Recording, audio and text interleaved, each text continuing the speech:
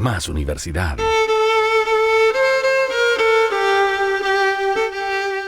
Radio Universidad Austral de Chile. Síganos en redes sociales como Radio UH Valdivia en Instagram y Facebook, @Radio UH en Twitter, y visita toda nuestra programación en www.radiouh.cl.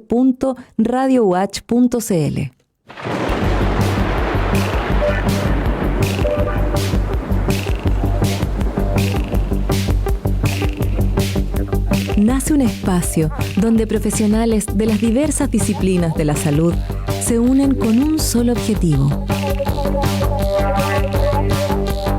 tu bienestar.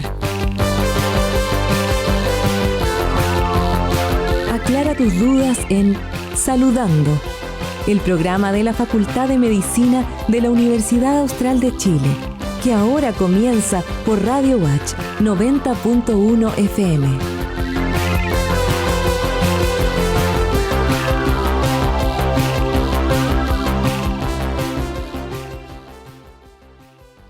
Muy buenas tardes, bienvenidos y bienvenidas al segundo capítulo de Saludando de esta temporada 2021 que hemos regresado este año. Y hoy nos acompaña para conversar de salud pública, contingencia, procesos históricos, distintas aristas de la salud de nuestro país, la prodecana de la Facultad de Medicina, Carmen Gloria Muñoz, quien además es doctora en Ciencias de Salud Colectiva y autora del libro Salud en Chile, editado también por Ediciones UH. ¿Cómo estás, Carmen Gloria? Hola, buenos días. Muy bien, gracias. Y también estamos para generar una especie de debate, de conversación también. Está con nosotros Claudio Méndez, quien es director del Instituto de Salud Pública de la Facultad de Medicina y también es parte del directorio de la Sociedad Chilena de Salubridad, SOCHISAL. ¿Cómo estás, Claudio? Estás silenciado, parece. Buenas tardes, Carolina. Sí. Buenas tardes a nuestra prodecana y, por supuesto, a la auditora y a los auditores que nos escuchan y nos están viendo también por las redes sociales. Muchas gracias a ustedes por estar hoy día aquí en Saludando. Para partir un poco, me gustaría saber cómo leen ustedes como trabajadores de la salud, como profesionales de la salud también y como también parte de todo el proceso como ciudadanos. ¿Cómo leen ustedes el proceso histórico que se está dando en Chile con el estallido social, la nueva constitución, pero también mezclado con todo esto que está pasando en nuestra crisis sanitaria también en nuestro país? Carmen Gloria, si quieres partir tú. Me parece bien. Bien lo denominaste, Carolina, ¿no? Un momento histórico, ¿no? Un momento histórico que está siendo largo, más largo de lo que habíamos presupuestado, un momento histórico que tiene varios elementos que justamente está haciendo que pase, que no lo olvidemos nunca, ¿no? Está generando cambios políticos, sociales, con toda la demanda, legítima demanda que emerge de la sociedad con el estallido social y que gestó un espacio para transformación profunda.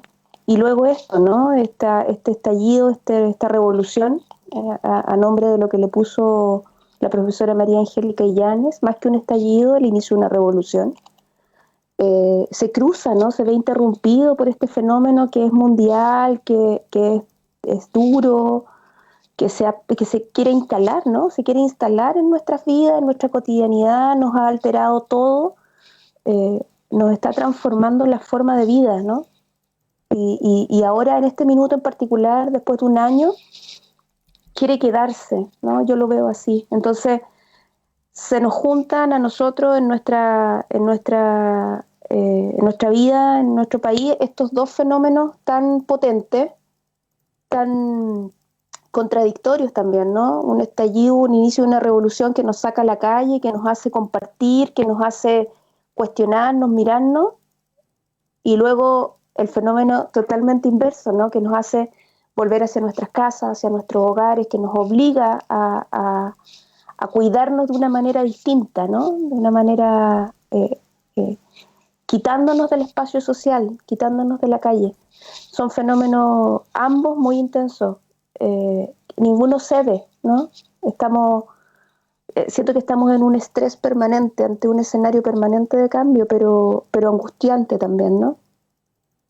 Son fenómenos, es un fenómeno que se ha extendido y que constituye, creo que cuando lo veamos a la luz de la historia, en 10 años más, en 20 años más, uno de los momentos más tensos de la historia del mundo.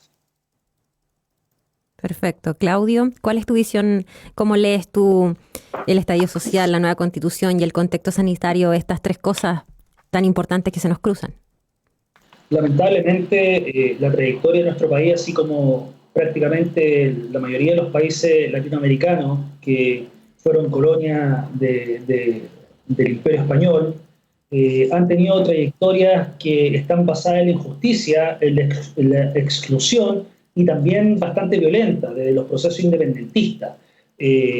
Por lo tanto, todo lo que ha sido el abogar por derechos sociales, cuando ya comienzan a establecerse estas repúblicas que finalmente fueron con base en guerras de países latinoamericanos que finalmente terminan con este sueño de la América Unida de Bolívar, lamentablemente han estado marcadas por hechos de sangre, han estado marcadas por el genocidio, han estado marcadas por agentes del Estado utilizados para acallar los movimientos obreros, en nuestro caso en el país, que finalmente estaban demandando mejoras en su calidad de vida.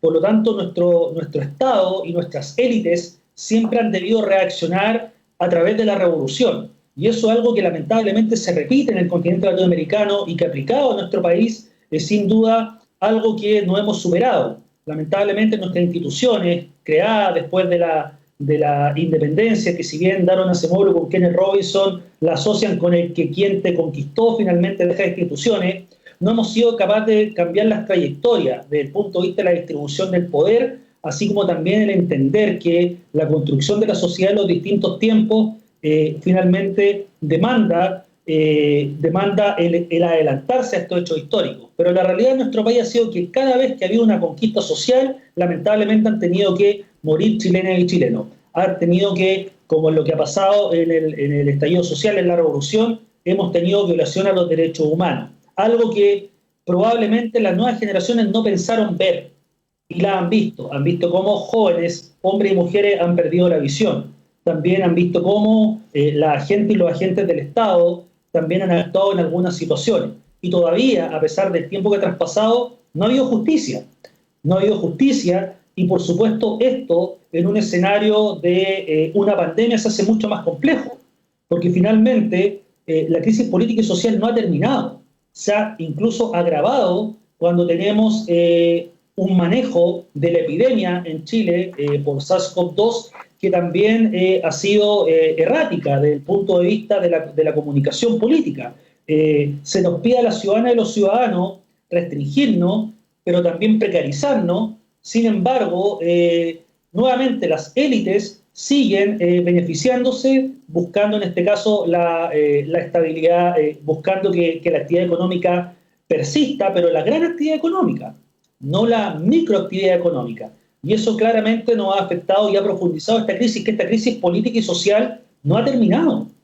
Nunca ha terminado. Esto sigue. Y por lo tanto el desafío que se viene para nuestro país, no solamente con el proceso constituyente, es finalmente que esta crisis tiene que comenzar a ser abordada a la par con el proceso constituyente. El proceso constituyente no puede ser visto como el fin para alcanzar esta paz social y por lo tanto también tener una visión común de lo que nosotros deberíamos avanzar los 20, 30, 40 o 50 años. Lo más importante también es que todos los movimientos de revolución parten con el pueblo, pero finalmente se canalizan a través de las mismas élites. Y eso es un tema que es preocupante. Si nosotros vemos a las convencionales y los convencionales, son parte de una élite informada, con capacidad de incidir. Por lo tanto, también yo tengo fe en este proceso constituyente único en el mundo, paritario, pero que finalmente no termine siendo una convención constitucional paritaria y plutocrática, porque finalmente estaríamos nuevamente repitiendo la historiografía de nuestro país y por lo tanto lo que sean derechos y deberes para todas y todos, algunos grupos de nuestra población privilegiada no necesariamente van a poder cumplirlo y vamos a seguir repitiendo la historia. Creo que es importante que la comunidad se involucre en la discusión y por supuesto también que a pesar de las limitaciones que tenemos producto de la epidemia de SARS-CoV-2 en Chile, no nos olvidemos que finalmente lo que tenemos que pensar es un Chile para todos y para todos, y es un Chile en donde si bien no va a ser perfecto, sí establezca derechos sociales, y que establezca, por supuesto, también un cambio institucional que permita que esos derechos sociales se puedan cumplir. Hace un par de años, un bibliotecario de la Universidad de la República en el Uruguay, cuando compré la Constitución del Uruguay del año 2010, me dice: los derechos sociales se conquistan. Y así ha sido la historia de Latinoamérica. Perfecto. Y en ese sentido, me gustaría también que me comentaran cómo ven ustedes la participación social desde la salud también. Y ahí en ese sentido quizás Carmen Gloria pueda partir también apuntándonos cómo se ha dado esto a lo largo de la historia, que es algo que repasaste en tu libro, que está en Ediciones Estudiantes, que lo comentábamos en un principio. Y cómo lo ven al alero de la actualidad, digamos. Yo siento que el contexto pandémico ha dejado en evidencia la relevancia de fenómenos de acción colectiva, ¿no? Justamente porque en la ausencia de valorar el rol protagónico y el contacto estrecho directo con la comunidad es donde, a juicio personal, podemos discrepar hasta uno de los principales problemas del control de la pandemia, ¿no? La acción colectiva en salud, la participación social son sentidos son actividades que adquieren solo sentido cuando se hacen en concreto con la comunidad, ¿no? Cuando los centros de salud, los CEFAM, los centros más pequeños vinculados a salud con profesionales, toman un vínculo directo y estrecho con representantes de los colectivos y los territorios en los cuales están, ¿no? Donde hay un accionar comprometido y con mucho sentido de identificar a los vecinos, conocer los territorios, conocer las necesidades de los territorios. Ese tipo de acciones en salud gestan la acción colectiva, ¿no? Y ese tipo de acción colectiva es lo que el control de la pandemia ha carecido desde un inicio. Y es lo que nos tiene en buena parte viviendo las consecuencias que tenemos ahora, ¿no? Una estrategia sanitaria que se ha focalizado a nivel hospitalario, en un nivel de aumentar los recursos para el manejo de la complejidad de los casos, pero no el diagnóstico temprano, la detección oportuna, la provisión de oportunidades, como bien decía Claudio, condiciones materiales para que la gente pudiese hacer la estrategia de prevención quedándose en sus casas. El desconocimiento de los territorios es algo que cuando hablamos de acción colectiva en salud y de participación social en salud, sí se activa, ¿sí? O sea, cuando vimos que a pocos meses de andar de la pandemia, un ministro de salud nos decía que no conocía las verdades, la real forma en que la comunidad vivía, las necesidades y la precariedad en la que muchas comunas de Santiago estaban, entonces justamente es porque no conocemos efectivamente las necesidades, hay un desenganche, ¿no? Una distancia entre quienes nos gobiernan, quienes definen nuestras estrategias sanitarias y quienes las vivimos. Ese desenganche es el que la acción participativa, la participación social, la acción colectiva en salud resuelve. Y eso, lamentablemente, creo que hasta hoy no logramos reconocer como un elemento eficaz. Lo hemos desaprovechado, ¿no? Que las estrategias sanitarias articulen con la comunidad, se articulen con lo que hoy son las ollas comunes, porque ahí está la forma de, por ejemplo, poder resolver e instalar medidas preventivas eficaces. O los centros comunitarios, las organizaciones sociales, todos fuimos mandados para la casa, ¿no? No nos reunamos, cuidémonos, pero ahí perdimos la posibilidad de llegar con estrategias preventivas reales a cada rincón del país. Y siento que lamentablemente seguimos desaprovechándolo, teniendo Chile una gran historia, ¿no? Y que intento rescatar en ese libro. Hay una gran historia de participación social y de acción colectiva en salud. Las campañas de vacunación más exitosas en este país a nivel mundial fueron dadas gracias a un despliegue de los colectivos y en los territorios que no éramos necesariamente profesionales de la salud. Y ahí estuvieron los principales éxitos de controles de grandes pandemias, 1960, Claudio, si me corriges el año, contra la tuberculosis. Y hemos sido hoy incapaces de reproducir esa estrategia, que es simple, no requiere grandes recursos, requiere confianzas, depositar confianzas en otros para llegar con un mensaje sanitario al rincón más escondido del territorio, tenga plata o no tenga plata. Y siento que aún no somos capaces de lograrlo. No sé si concuerdas conmigo, Claudio, pero Claudio, por lo menos lo veo yo. Por favor, si quieres complementar. Concuerdo con la doctora Muñoz. Incluso esto visto desde un punto negativo de nuestra historia republicana, si bien siempre Chile ha tenido un Estado fuerte, pero finalmente el Estado, cuando está ausente, han sido las comunidades organizadas quienes han suplido el rol del Estado. Y eso es algo que es grave porque lo estamos viendo en pleno siglo XXI. Estamos viendo cómo tenemos a comunidades que quieren articularse, pero lo seguimos viendo la participación como un buzón de consulta. Tenemos una legislación que invita a la participación, pero es netamente consultiva. Y en el caso de el poder trabajar en una epidemia, claramente la participación de las comunidades con la diversidad territorial es fundamental. Y por eso concuerdo con lo que ha planteado la doctora Muñoz. Gran parte del éxito sanitario de este país es cuando el Estado no ha invitado a la comunidad, que es su soberana y que es su mandante. Finalmente las comunidades han sido fundamentales. Y han sido fundamentales para poder enfrentar grandes problemas sanitarios que hemos tenido. Pero en este caso, incluso en las mesas COVID, tanto la nacional como las regionales, a la comunidad se le consulta, pero no se le invita. No pueden decir realidades tan simples como tengo un computador, pero tengo brecha tecnológica. ¿Sabe qué? Soy trabajador informal. No sé cómo pedir por los beneficios, en este caso las transferencias, que son parte del erario de nuestro país. Por lo tanto, no es gratis, no es un regalo. Son los impuestos que todas y todos pagamos directo o indirectamente, que solidariamente redistribuimos. No tenemos ese concepto, finalmente, porque hemos marcado tan a juego el tema de que esto es gratis, que en nuestro país nada es gratis. Todos lo financiamos entre todas y entre todos, y por lo tanto, cuando vamos en una ayuda mutua, yo creo que la comunidad entiende mucho mejor eso que nuestros propios gobernantes y nuestros propios gobernantes. Y ahí en ese sentido, ¿cómo ven ustedes que el proceso de votación ahora se esté evaluando ya o esté en proceso de votación en la Cámara para que se cambie se aplace, digamos? Además de que ya también se definió que iban a ser 2 días. ¿Cómo ven ustedes eso? En el sentido de también cómo creen que ha llevado a cabo también el gobierno el tema de la pandemia. ¿Era necesario quizás el permiso de vacaciones? ¿No era necesario? ¿Qué opinión tienen ustedes? Bueno, yo creo que generar cambios de esa magnitud, si bien está orientado y guiado bajo un discurso de cuidar la salud de la población, que no podría estar más de acuerdo, ¿no?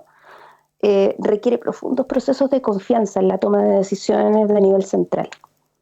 Y el hecho de que tengamos una pandemia que interrumpió nuestro movimiento social, yo creo que hace justamente que uno tenga desconfianza de las decisiones que a nivel central se tomen, ¿no? Sobre todo, por ejemplo, cuando es resultado de un mal manejo de una crisis sanitaria, ¿no? Creo que el actual momento de la pandemia es explicación de un muy mal manejo de la crisis sanitaria, de la falta de cuidado del Estado, de la confianza excesiva del Estado, de la priorización del Estado por algunos macrosectores económicos, como por ejemplo fue el turismo durante el periodo de vacaciones. Entonces, cuando tenemos que postergar las votaciones, que son prioridad para darle confianza y empezar a cerrar este momento histórico como era elegir a nuestros constituyentes, sin desmerecer, por cierto, las otras votaciones que se dan, pero de todas las votaciones que teníamos planificadas para la semana subsiguiente, sin duda la más importante, la de constituyentes, momento histórico a nivel mundial, lo tenemos que ver interrumpido producto de un mal manejo de la pandemia. Entonces, no hay otra forma de verlo sino como con desconfianza. Por lo menos a mí, en lo personal, me asiste esa inquietud. Entiendo el discurso y creo que es real, creo que suspender las votaciones nos permite cuidarnos mejor, pero sufro profundamente porque desconfío en la motivación de aquellas decisiones, ¿no? Esto es una opinión muy personal. Entonces creo que, sobre todo cuando la decisión se va a tomar una semana antes, 10 días antes del proceso eleccionario, justamente no resiste la posibilidad de consulta, una vez más, a quienes son incumbentes, ¿no? Candidatas, candidatos que se van a ver sin duda afectados por una postergación, haber ampliado los días de votación, ponía en cuestión legítimamente la conservación del secreto del voto. Entonces, las decisiones se vuelven a tomar en una clase dirigente en la cual no confiamos, distintamente de quien gobierna el país. No tiene que ver con una confianza solo hacia la autoridad actual. Entonces, a mí me genera problema todas las decisiones que se están tomando con respecto al manejo político de las próximas elecciones. Y creo que es legítimo esa inquietud porque proviene de confianza, ¿no? Claro. No obstante, entiendo el mensaje de que todo esto tiene que ver con cuidar nuestra salud, sin duda. Pero el problema es que estamos con una crisis producto a su vez de un mal manejo. Entonces es complejo. Claudio, por favor, tu opinión respecto a este tema también. Esto del fracaso de las medidas sanitarias del gobierno, claramente. Muchos saludistas nos opusimos al permiso de vacaciones. Primero, en mi caso, porque es regresivo. Las personas que podían moverse dentro del país, así como al extranjero, porque no se cerró el principal aeropuerto del país, personas que tenían capacidad de deuda o capacidad también de gasto. Por lo tanto, fue absolutamente regresivo. Se utilizó la salud mental, pero finalmente muchas familias en Chile no le quedó otra condición que seguir trabajando o moverse en realidad por el día. Por lo tanto, fue completamente regresiva la medida. Y estamos viendo los resultados de esto. A mí lo que me preocupa respecto de... Yo soy militante de un partido político y he publicado lo que yo creo finalmente con respecto a esto, es otra vez la desconexión, no solamente de las élites políticas, y me refiero a las élites políticas no solamente en los partidos tradicionales, sino que en los nuevos movimientos, de estar pensando primero en la elección y en todo lo que está pasando por posible fraude o posible en este caso que esto haya sido planificado para sabotear el proceso constituyente, cuando lo que nos pide la ciudadanía del 18 de octubre es que por favor pensemos primero nuevamente en nuestro país. Eso me preocupa porque nuevamente demuestra una desconexión de las élites que estamos involucradas, finalmente que somos incumbentes con respecto a las señales que damos a la ciudadanía. Por supuesto, esta votación es la más importante en la historia reciente de nuestro país. El mundo nos está viendo. Y claramente, cuando desde el gobierno se dice el autocuidado, pero finalmente toman decisiones que son totalmente opuestas a lo que están diciendo, creo que claramente uno desconfía de estas medidas. Tenemos nuevas fechas. ¿Cuáles van a ser las medidas sanitarias? No pueden ser las mismas por un escenario distinto, porque el itinerario democrático tiene que seguir funcionando, porque la democracia, no obstante esta crisis social y política, tiene que seguir funcionando. Pero para eso necesitamos también que el gobierno, tanto el poder ejecutivo como el legislativo, piensen en las realidades territoriales. Pero si no las desconocen o si quieren no reconocerlas, claramente podemos tener esta postergación y podemos tener una situación sanitaria igual o peor que la que estamos presentando. Y eso claramente no contribuiría finalmente a lo que estamos buscando como sociedad, el que las personas participen, voten, puedan elegir a sus convencionales, hombre y mujer, una convención constitucional paritaria, y que por supuesto puedan deliberar y puedan entregarnos un texto constitucional que podamos en este caso ratificar o rechazar, dependiendo obviamente del voto individual, y que podamos ir trabajando en este Chile que vamos a tener problemas siempre. Una democracia que no tiene problemas, finalmente significa que no tenemos ninguna capacidad tampoco de crítica hacia las personas que elegimos, hombres y mujeres, para que guíen los pasos de nuestro país.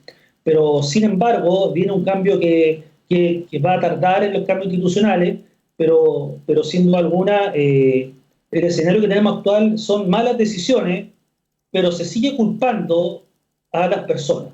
Y cuando se culpa a las personas y se toman decisiones colectivas de parte de la autoridad de gobierno, tenemos un sinsentido.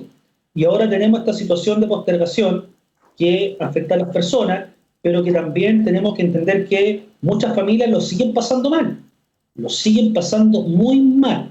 Y antes de la pandemia lo seguían pasando mal. Por lo tanto, la esperanza y la expectativa que tiene la Convención Constitucional tienen también que tener la posibilidad de que las personas puedan mitigar esa sensación de vulneración, la pobreza que seguro ha aumentado, y por supuesto otro tema que es muy relevante también de considerar. y con lo que dijo la doctora Muñoz, es la confianza. Nuestro país es uno de los países más desconfiados, si que no el más desconfiado de América Latina. Sin confianza no hay cohesión social. Sin cohesión social no hay una mejor calidad de la democracia. Estamos aquí en Saludando, conversando con Claudio Méndez, quien es director del Instituto de Salud Pública de la Facultad de Medicina de la Universidad Austral, y también con Carmen Gloria Muñoz, quien es prodecana de nuestra Facultad de Medicina de la Universidad Austral, pero también es doctora en Ciencias de la Salud Colectiva. Vamos a ir a una pausa musical y regresamos para seguir conversando de salud pública y, por supuesto, la nueva constitución de nuestro país.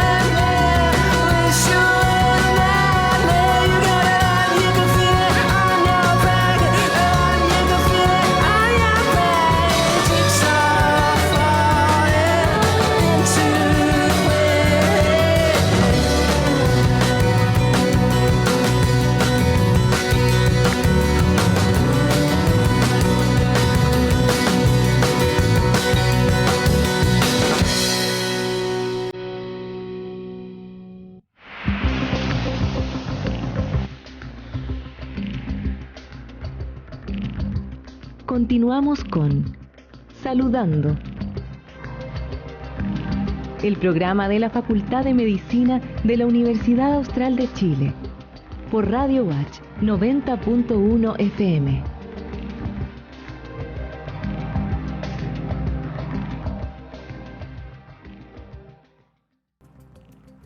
Estamos de regreso aquí en Saludando y estamos conversando, para quienes se han unido quizás ahora a las transmisiones, estamos con Carmen Gloria Muñoz, quien es doctora en Ciencias de la Salud Colectiva, también es prodecana en nuestra facultad y es autora del libro Salud en Chile, editado también por Ediciones Watch, y nos acompaña Claudio Méndez, quien es director del Instituto de Salud Pública de la Facultad de Medicina Watch también y parte del directorio de la Sociedad Chilena de Salubridad, Xochizal, para seguir hablando también de salud pública y social. También me gustaría saber, Claudio y Carmen Gloria, ¿cuáles serían las condiciones sociales que determinan la salud de las personas en Chile y la interacción de esas determinantes con los sistemas de salud y la economía que predomina en nuestro país? Claudio, si quieres partir. Gracias Carolina, gracias doctora Muñoz. Para mí, más que las determinantes sociales, tiene que ver con la distribución del poder. En las últimas décadas se ha estudiado mucho la relación del poder con el funcionamiento de los sistemas de salud. Y la realidad es que finalmente es la distribución del poder lo que está determinando cómo las personas acceden o no a la protección social en salud. Y eso es un tema que es complejo cuando tenemos un sistema de salud en donde el 80% de la ciudadanía y los ciudadanos acceden a la provisión pública. Muy poco pueden acceder, en este caso, a la modalidad de libre elección, y hay un importante gasto bolsillo, que es el gasto no deseado, teniendo nosotros una contribución obligatoria del 0%, en donde uno puede elegir quién la administra, una institución de salud previsional o el Fondo Nacional de Salud. Y tenemos este gasto de bolsillo que va creciendo, que está muy cerca de ser catastrófico, que es sobre el 40%, y que de acuerdo a dentro de los países que componen la Organización para la Cooperación Económica y el Desarrollo, la OCDE, Chile está muy cerca de México, que tiene un gasto catastrófico del 40%. Principalmente el gasto catastrófico se da en los primeros 3 quintiles y va principalmente en medicamentos y también en consulta muchas veces privada, lo que quiere decir de que hay barreras del acceso. Creo que es muy importante entender que el modelo de desarrollo económico y social es fundamental para poder mantener lo que en Chile no tenemos hoy día, que es el derecho a la salud. Si no tenemos un desarrollo económico y social acorde a una futura constitución que reconozca los derechos sociales, claramente se nos pueden presentar situaciones que lamentablemente hemos visto en algunos países de América Latina. Y es que no está la posibilidad de ejercer esos derechos, principalmente porque no han definido una economía política. Es decir, finalmente una forma de desarrollo en donde la economía está como ciencia social al servicio de lo que es la sociedad. Lamentablemente, la economía actualmente se ve como que fuese no una ciencia social, porque lamentablemente la economista y los economistas la han hecho ver como que la economía es casi como la mano visible de Adam Smith. La economía no es el éter, como describieron los físicos hace tiempo atrás. La economía está determinada por las personas que toman decisiones. Y si no lo ven como una ciencia social que está disponible, que tiene que estar a disposición de poder establecer un modelo de desarrollo económico y social, y que también dentro del político, finalmente, todo lo que son las determinantes sociales y también la determinante más principal, que es la central en un régimen democrático, lo político finalmente nunca va a estar al servicio y vamos a seguir de nosotros como parte de la sociedad, y vamos a tener que seguir viendo los problemas que hemos visto. Creo que eso es central.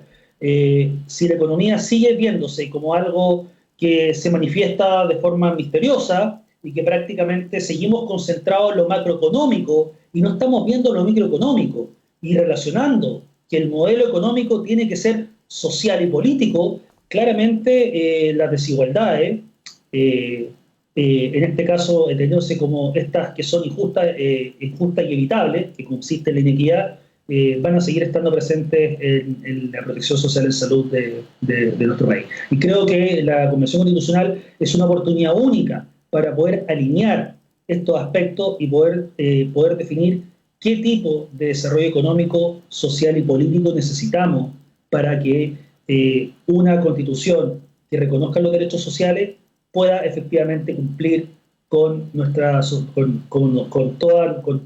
para todas y para todos los que somos parte de este territorio.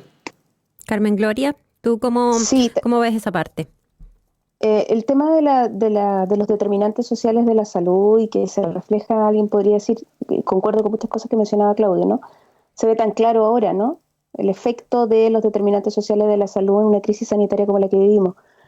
Quienes trabajamos en la corriente más de salud colectiva y de medicina social hablamos de otro concepto que se llama determinación social, ¿no? Y la determinación social que va a gestar modos de vida, ¿no? Y a mí me gustaría complementar la respuesta de Claudia en esa línea. Ya hablando de lo que le pasa a las personas, hay un montón de condiciones materiales, subjetivas, de redes de apoyo, de contar o no contar con trabajo, de tener o no tener educación, de tener o no tener auto, por ejemplo, ¿no? Aterricemos la determinación social a condiciones bien particulares. En este momento, tener o no tener un transporte, un medio de transporte propio que nos permita no tener que subirnos una micro, articula junto a otros elementos distintos modos de vida. La gente, y aquí en nuestro desencuentro con el modelo de determinantes sociales, ¿no? La gente no elige subirse una micro o andar en el metro en Santiago, todos adentro de un vagón, sabiendo y con miedo además de contagiarse, ¿no? De que alguien tosa que está a menos de medio metro de distancia. No es una elección. No contar con un medio de transporte propio es el resultado de la articulación de una serie de elementos que tiene que ver con el tipo de vida que tuve en mi infancia, la educación a la que pude acceder, el trabajo al que pude acceder, mi sueldo que me permite finalmente tener un auto. Lo mismo con la salud, ¿sí? Nadie quiere estar esperando en una lista de espera.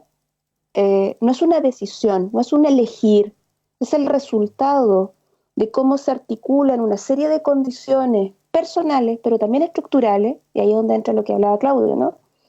Que nos protege, que nos cuida, que nos da oportunidades o nos restringe nuestras oportunidades. Entonces, lo que nos plantea desde la perspectiva de la salud colectiva, esta crisis sanitaria mundial es qué modos de vida queremos seguir viviendo, olvidándonos del concepto de que usted eligió no vivir sano. Eso es mentira, ¿sí? Nadie quiere vivir insanamente. No es una elección, ¿no? Es una determinación, está determinado producto de muchos elementos sobre los cuales puede haber tenido una injerencia personal, porque no es que como que a cada uno nos caiga la desgracia del cielo, ¿no? Sino que hacemos cosas también, pero no depende de nuestras decisiones. Y esta pandemia nos está mostrando eso, ¿no?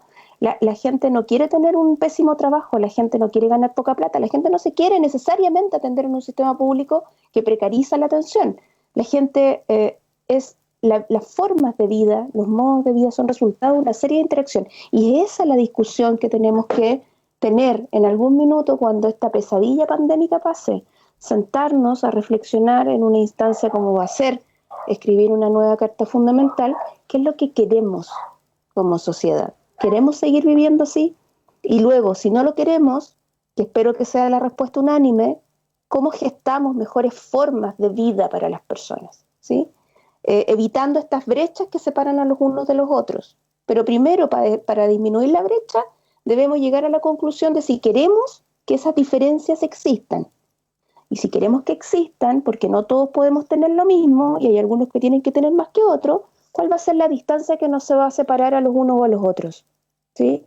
¿Cuánto va a ser el derecho mínimo a un salario, por ejemplo, que vamos a considerar justo y que va a permitir la subsistencia de alguien?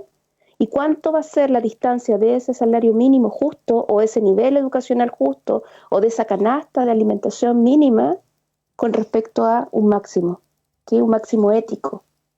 Ahí hay una discusión que espero que podamos tener en algún minuto, porque de otra manera pandemias nos van a seguir pasando por encima y los muertos no están en todas las clases sociales, ¿no? Los muertos también son inequitativos, ¿sí? La muerte no es un fenómeno igualitario.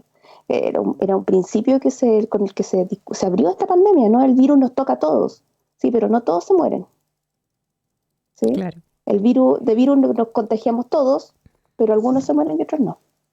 Y en ese sentido, ¿Cuáles ven ustedes que serían los cambios estructurales que quizás debiesen hacerse en la nueva Constitución para garantizar el derecho a la salud universal, de calidad, oportuno para todos y todas, y también para tener esto que decías tú, Carmen Gloria, elegir vivir sano en realidad, o sea, tener esa posibilidad de elegir? Sí, Claudia, puedo partir yo. Yo siento que la discusión sobre el derecho a la salud a través de un seguro único de salud real, ¿no? No una transformación de lo que tenemos, sino que repensar realmente un seguro que permita la cobertura de los problemas sanitarios a nivel real, es uno de los elementos claves, ¿no? Porque ahí se establece una diferencia en el acceso y en las posibilidades de que unos mejoren y otros no mejoren. Entonces, pensar en términos políticos y administrativos un sistema de salud único, que es una discusión que ya está y espero que se agarre bien y que se profundice. Y lo otro es fortalecer mecanismos que tiendan a articular de mejor manera la acción colectiva de la que hablábamos al inicio, ¿no? Posicionar las estrategias de prevención y promoción, no con el programa, no con programas que tienden hacia las decisiones individuales de las personas, sino que con trabajo territorial y cercano a las comunidades que permita diagnosticar certeramente los problemas y tratarlos de manera colectiva. Siento que la lógica de que no vengan las políticas públicas a decirnos cuáles son los problemas que vivimos en nuestros territorios. Cuando hablo de los territorios hablo de las regiones también, ¿no? Hablo de que hay que pensarnos en términos sanitarios también descentralizadamente. Lo que nos pasa en el sur no es lo mismo que nos pasa en Santiago, ¿sí? Nosotros no tenemos metro, por ejemplo, claro. Y eso parece olvidable, ¿no? Y lo que pasa en Santiago no es Chile. Entonces, es mirar la salud como un fenómeno también que tiene expresiones en los territorios en particular, también es un elemento clave. Yo destacaría tres principios que yo permitirían no volver a pasar por lo mismo en algún minuto, o bueno, no lo sabemos. Un seguro único de salud, pensar la salud como un fenómeno territorial que debe ser descentralizado y posicionar un nivel primario de prevención y promoción de la salud real que emerja de la realidad de los territorios. Creo que ahí hay tres elementos claves a repensar. Claudio. Gracias, Carolina. Estoy de acuerdo con lo que plantea la doctora Muñoz y creo que es importante también el poder establecer algo que vuelve también con la mirada de la salud colectiva, con la determinación de la salud. Muchas chilenas y chilenos no pueden elegir. No pueden. Y un ejemplo muy sencillo. Cuando usted vive en un determinado barrio y usted tiene bajo ingreso o salario precario, producto del empleo informal, ¿usted dónde va a comprar? Va a comprar almacenes de barrio y consume más carbohidratos, bebidas azucaradas que son más baratas, por lo tanto, finalmente, usted tiene más posibilidades de enfermar. El problema es que no solamente usted puede enfermar, sino que usted también depende del acceso a, en este caso, la atención primaria y, por supuesto, todo lo que conforma la red de salud. Y muchas veces, las listas de espera, que si bien se presentan en todos los sistemas de salud en el mundo, incluso en los que más admiramos, tienen límites. Y el límite es que nadie se puede morir esperando una lista de espera. Que finalmente tienen que buscarse la forma en que esta lista de espera es que se van generando, porque tenemos un modelo que genera enfermedad. Las democracias occidentales tenemos un modelo generador de enfermedades. Todo lo que está diseñado en las democracias occidentales enferma a la población. Las políticas de trabajo enferman, hace que prácticamente el trabajo sea concebido como nuestra vida, no como parte de la vida. Tenemos políticas de seguridad pública, que en realidad no sé si es seguridad pública o seguridad privada, enferma. Tenemos también una política de vivienda, que usted le dice prácticamente que en poco espacio usted tiene que vivir fantástico, enferma.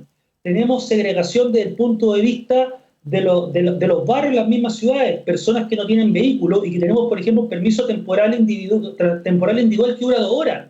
Comprenderá que una persona que no tiene transporte, en este caso un automóvil, y que tiene que desplazarse en el transporte privado con fines públicos, como así le digo al transporte público, en 2 horas, ¿qué es lo que hace? ¿Qué es lo que hace? Que en una de esas no alcanza y la fiscaliza o no lo fiscalizan. Por lo tanto, ese tipo de determinación social la estamos viendo hace mucho tiempo en nuestro país. Desde el punto de vista de la salud colectiva, claramente que eso es evitable.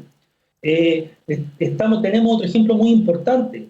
Las convencionales y los convencionales tienen que pensar fuera de la caja, fuera de lo que son sus realidades, porque muchas personas que van a ir a debatir probablemente no viven la experiencia de la mayoría de las chilenas y los chilenos, de levantarse temprano cuando no pueden pedir una hora telefónica a ir a la atención primaria, de también el tener que acceder a los lugares donde la alimentación finalmente es más barata y pueden sustentarla con su propio salario. Tienen que salir de ahí. De lo contrario, nuevamente, vamos a determinar un sistema de salud que, estoy de acuerdo con lo que plantea la doctora Muñoz, tiene que ser de cobertura universal, con un seguro único, que la gracia es que todas y todos vamos a contribuir, por lo tanto va a ser del sistema de financiamiento solidario. Las personas más saludables y que menos utilizan los servicios van a contribuir a las personas que, lamentablemente, si seguimos con este modelo de generar enfermedad, van a tener que seguir usándolo, pero que por lo menos puedan acceder oportunamente y que también se pueda mantener desde el punto de vista de su financiamiento. Creo que eso también es muy relevante. Por lo tanto, yo creo que es importante salir de esa caja. Yo creo que es fundamental para las convencionales y los convencionales, porque podrá haber un seguro universal, pero la pregunta es, ¿las chilenas y los chilenos van a querer todas y todos acceder a la provisión pública? Probablemente no. Dentro de la libertad que se va a establecer probablemente en la Constitución, van a poder adquirir otro tipo de seguro para atenderse en otros proveedores. Pero lo importante es el concepto de solidaridad y universalidad. Y creo que eso es fundamental. Y también el entender que gran parte de lo que pasa, no solamente en nuestro país, sino que en la democracia occidental, es que tenemos modelos económicos, principalmente pensados para enfermar a las personas. Por lo tanto, incluso nosotros caemos en ese juego. ¿Qué pasa ahora cuando una persona se enferma? Cuando una persona se enferma es un problema. Cuando todas las personas en nuestro ciclo vital nos podemos enfermar y es visto como un problema. Incluso en el sector salud, increíblemente, es visto como un problema. Uno tiene que demostrar que está enfermo y que está enfermo.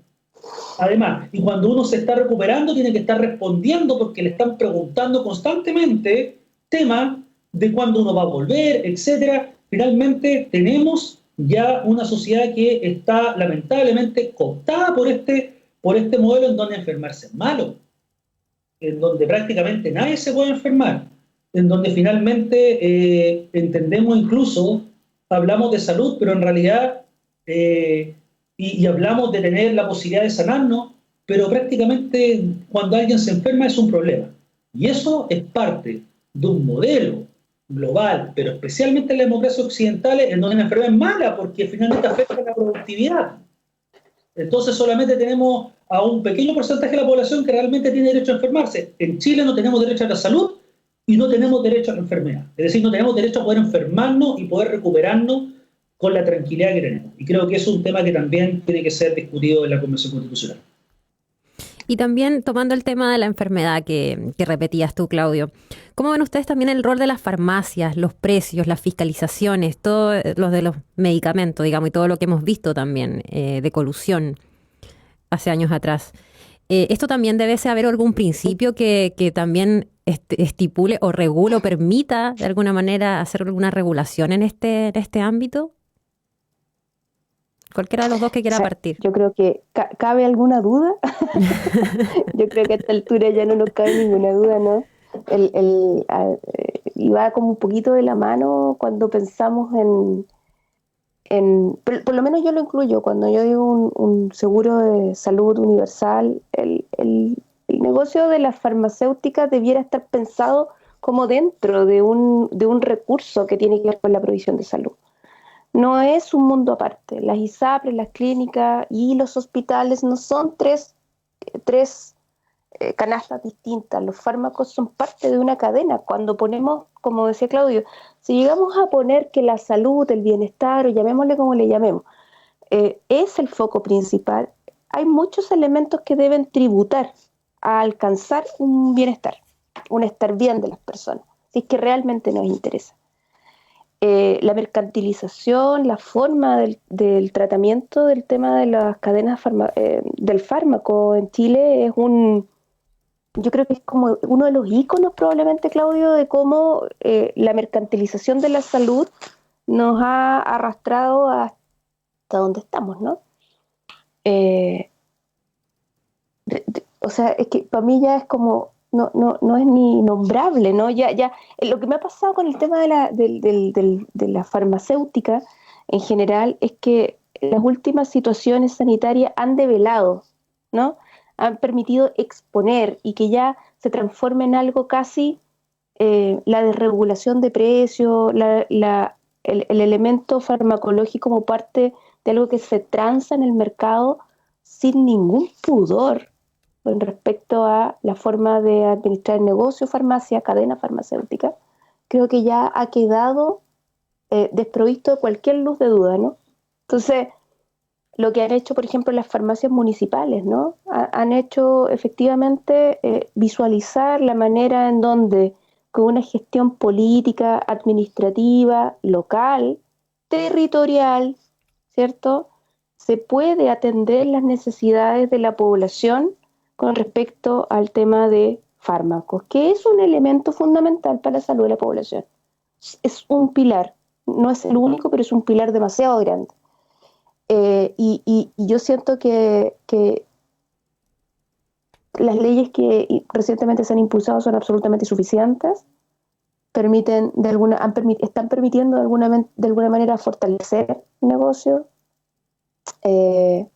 porque no están pensadas en la articulación como el fármaco una parte de lo que el sistema de salud debe proveer, ya sea la regulación de precios, ya sea la administración, sea lo que sea, pero no puede ser un negocio. No estamos hablando de una agencia de viaje, ¿sí?, que probablemente le pega a la salud de una manera muy tangencial. El tema de los fármacos le pega a la salud de la población de una manera directa y muy dura. Entonces no puede quedar como un elemento más. Claudio. Muchas gracias, Carolina. Sí, efectivamente, como dice la doctora Muñoz, en nuestro país una regulación del sector farmacéutico que incluso en países que son más capitalistas que el nuestro, pero un capitalismo que entiende finalmente que tiene que ser regulado, han establecido bandas de precios. Claramente, si la Convención Constitucional se libera sobre el derecho a la salud, parte del derecho a la salud implica que finalmente los fármacos son un bien esencial. Actualmente en nuestro país la atención primaria, así como en la atención de en los hospitales de especialidades, a uno le entregan los fármacos. Y ahí es donde pasa un fenómeno importante con lo que son las farmacias populares, porque las farmacias populares lo que vienen a hacer es a establecer para todas aquellas personas que no necesariamente están en la provisión pública, tienen que estar gastando gran parte, teniendo cobertura, tanto en el FONASA como en la ISAPRE, teniendo que incurrir en gasto de bolsillo para poder, en este caso, adquirir los fármacos. Y eso es un tema que las farmacias populares lo han captado muy bien, porque finalmente han permitido el acceso. Por ejemplo, en una institución de salud previsional, una persona va a una consulta y los fármacos no están, tiene que comprarlo aparte. Y a lo más le pueden hacer un descuento, más gasto de bolsillo, y eso está fuera de toda lógica de seguridad social, porque en la seguridad social finalmente tiene que estar todo lo que uno necesita para recuperarse o para mantener la salud, e incluso para mantenerse saludable. Y yo creo que va a ser materia de ley. Ya tenemos discusiones con la ley de fármacos 3, que todavía está en el Congreso, en donde está la denominación común internacional sobre los fármacos, pero las bandas de precio va a ser un tema que es fundamental, porque de lo contrario, cuando tenemos una situación como la que estamos viviendo, claramente ya no hay corrupción, sino que lo que se está buscando es que las personas están dispuestas a pagar en una desesperación por tener los medicamentos. Y esa desesperación puede llevar incluso a situaciones de riesgo, en donde compren medicamentos en lugares en donde no estén almacenados correctamente y puede finalmente afectar mucho más la salud. Bueno, ya estamos cerrando saludando. Agradecer a Claudio Méndez, director del Instituto de Salud Pública, y también a Carmen Gulario Muñoz, quien es doctora en Ciencias de la Salud Colectiva, por habernos acompañado hoy día en Saludando. No sé si quieren agregar algo más. No, solo despedirme, agradecer la invitación. Un gusto compartir, Claudio. Muchas gracias. Claudio, ¿alguna reflexión final? No sé si quieres decir algo. Muchas gracias por la invitación, Carolina. Lo mismo ha sido muy entretenido también y siempre con la posibilidad de ir construyendo junto con la doctora Muñoz. Coincidimos en muchos temas, no solamente por lo académico, sino que también por aspectos de la vida, por nuestras trayectorias familiares, en donde nos hemos visto también afectados por esto que hemos estado discutiendo. También agradecer al auditor y a los auditores que han seguido esta discusión, y lo importante, este intercambio también de perspectivas, lo importante es que también se vayan haciendo sus perspectivas y sus ideas, porque lo que implica vivir en un país democrático es que uno tiene que participar. Y cuando no hay espacio de participación, bueno, se crean. Eso es parte también de que nosotros somos el soberano. Así que muchas gracias por esta invitación. Muchas gracias nuevamente también por haber estado aquí en Saludando. Y a todos quienes nos escuchan, les cuento que siguen abiertos varios diplomados de nuestra facultad. Es que los últimos cupos ya para el diplomado en métodos activos para la intervención grupal, que está dirigido a profesionales, licenciados o licenciadas y técnicos y técnicas de los ámbitos de la salud, educación, organizacional, ya sean empresas o instituciones y comunidades. También está a punto de cerrar la inscripción para el diplomado en psicología. También quedan los últimos cupos y está dirigido a profesionales de la salud. Y también hay diplomados odontológicos, y toda la información de cómo postular, los valores de arancel, etcétera, etcétera, lo pueden ver en nuestra página web www.medicina.h.cl, y también seguir nuestras redes sociales. Muchas gracias por acompañarnos el día de hoy, y estamos el próximo martes nuevamente con ustedes. Que tengan una bonita tarde.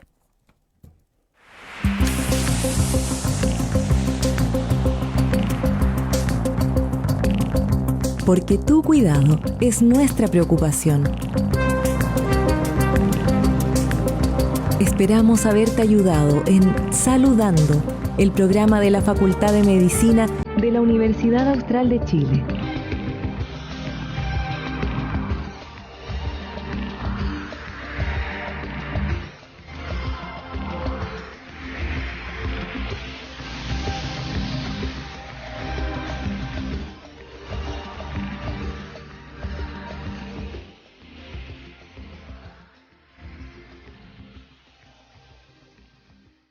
Construyendo educación superior desde